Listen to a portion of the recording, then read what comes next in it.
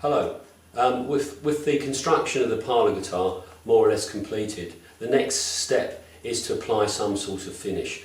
And like many luthiers, I'm now French polishing the majority of my instruments. And I think you'll find that more and more luthiers are actually going back to French polishing. And I say going back deliberately because it's a finish that's proved itself over literally hundreds of years. Now there are a number of reasons why people are using French polishing. One of the prime reasons for me is that you're using far less material on the instrument, far less material which could maybe have a dampening effect. Now, polishing a guitar, I probably won't use one full bottle of French polish. However, when I used to spray, I would use at least three of these cans of water-based lacquer. So you can see the comparison between how much material. So that's one of the reasons.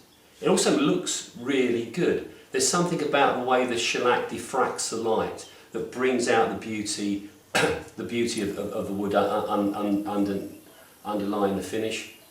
And also it feels good. It feels very silky. Sometimes with lacquered necks, for some people they feel sticky. You don't get any of that with French polish. Beautiful tactile surface. So the French polish, in my opinion, enhances the instrument in so many ways. And of course there are secondary reasons. I mean, first of all, I think the French polishing is environmentally more friendly. The polish that you're putting on is made up from shellac, which is a natural product produced by beetles. It's dissolved in alcohol.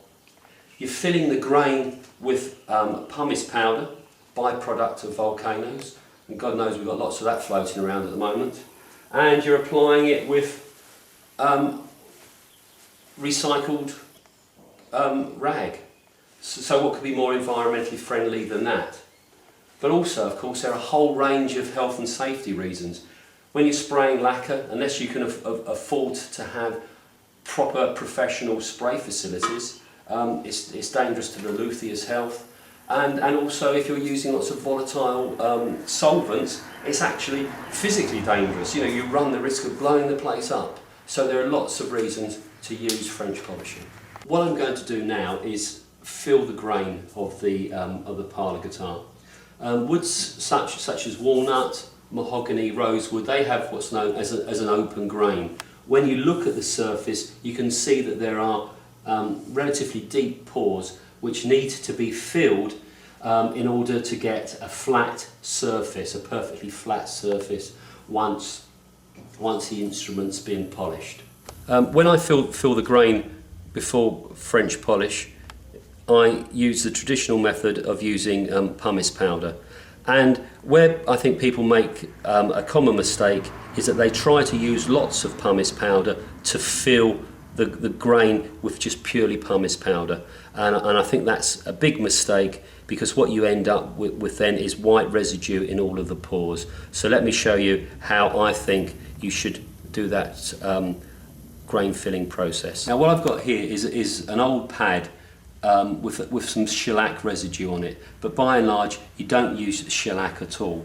I've just taken a couple of drops of methylated spirits, and obviously a syringe is a very useful way of dispensing it. So a little drop of methylated spirits, and then a tiny dab of the pumice powder, and it should dissolve and become clear.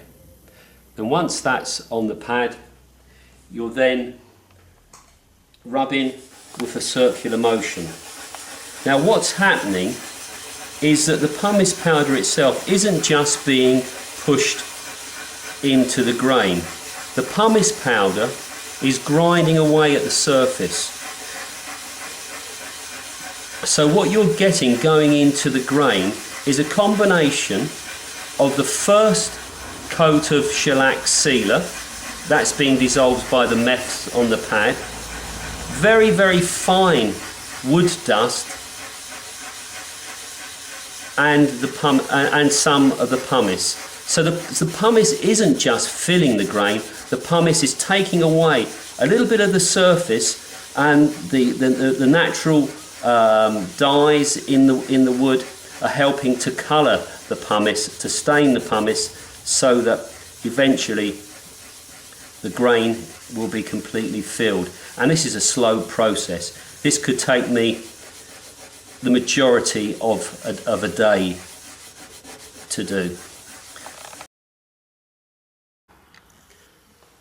Well, the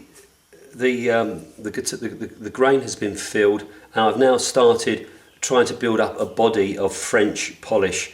The polish that I'm using, the special PAL polish, I've diluted about 50-50 with methylated spirits, and I put that on some of these cotton wool pads. You can use cotton waste, but I've found over the years that the cotton wool works certainly better for me. And then I make up this little pad, and off we go. And what you're doing is you're pressing down fairly firmly, small circular motions, and you're putting on a microscopic coat of shellac. The pressure is helping the coats bond with one another, so in fact you end up with one solid layer, and indeed some synthetic layers, some synthetic lacquers. It's very difficult to get coats to bond with one another, but that's not the case with French polishing. So I'll be putting on many coats this way, using the polish diluted about 50-50 until I've built up a thickness which I feel happy with. And during a session I'll keep doing this until the surface starts to feel sticky, and then I'll stop. Now, what French polishers do is they put a little bit of oil on the pad to overcome that stickiness.